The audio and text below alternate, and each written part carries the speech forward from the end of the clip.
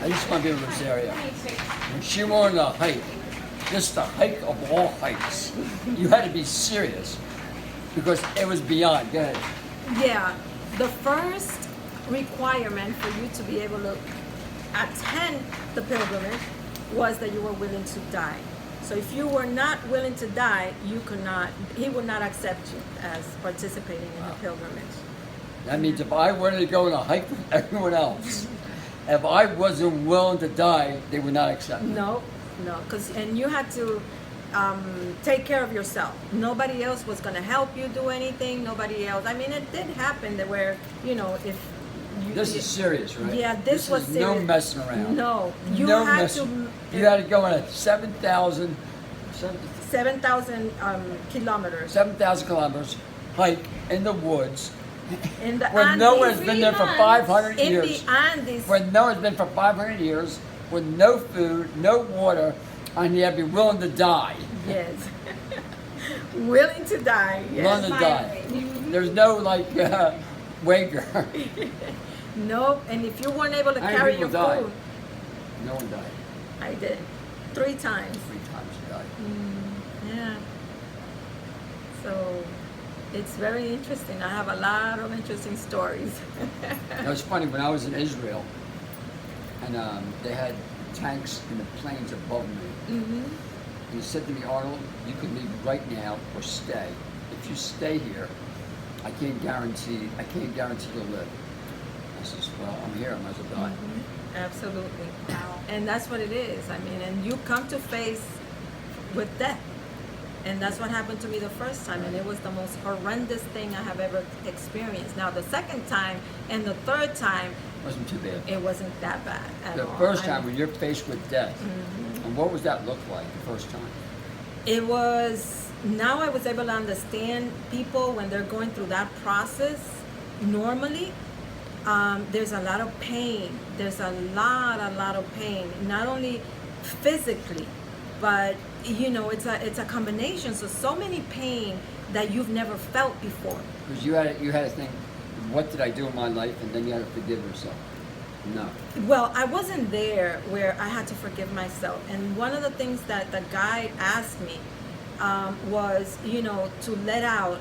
Do you have anything that bothers you, that hurts you?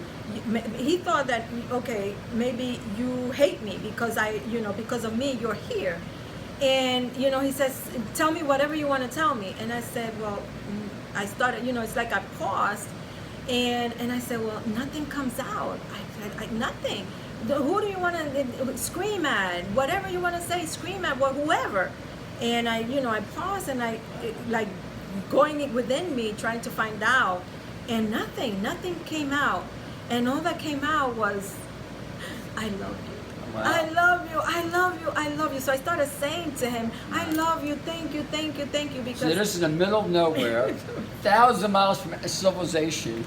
You're climbing up these rocks, and there's no one around, and this is, you said you love them. And I for said, getting you there. Yes, for getting me there and going through that experience, which I know that, that was like, I knew what I was going through. And if it wouldn't have been for that experience, maybe I would not have had experienced it. And so, how does that help you today? Well, I already experienced it 3 times. I already know what it is, and I already know what awaits. And in other words, I'm just here and ready for whatever. Whatever. Yeah, nothing. That's what life is. That's I'm exactly. Here. I'm here for whatever. For the moment. Try to live in peace. Try to live with nature. Try to be continuation of the species. Exactly. We're designed to just pass it on. And become like being true in nature, not destroying it. No, not destroying it. Absolutely not. Hear that, trees and animals? Reconnection. I mean, now that you mentioned animals, you should have seen dogs. I mean, the dogs would come to us. And when we met in the plaza, before we started the journey that day, they would come and they would surround us, and they would not allow anybody to get near us. And you would say, well, these dogs don't even know us. How are they doing this? But they knew we were carrying something not normal or not of this world. Wow. And so, you could see like one night, somebody was we were sleeping in the middle of the road, and it wasn't a good town, and so the dogs came and they were there Wow. with us.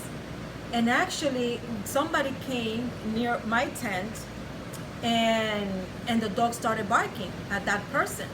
We didn't know who he was or anything, and he just scratched, because he knew that the person was trying to get near the tent. So he was chasing the person away, and while at it, he scratched the tent, and it broke it a little bit. So, I mean, the dog, without even knowing us, I don't even think I even saw the dog.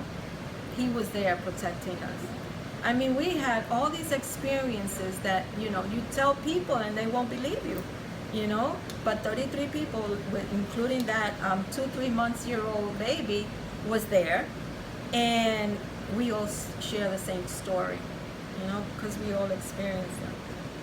Good. Mm-hmm. Rock and roll, living the dream, super exciting. Absolutely. Thank you. Thank you. Yeah. Thank Good. you.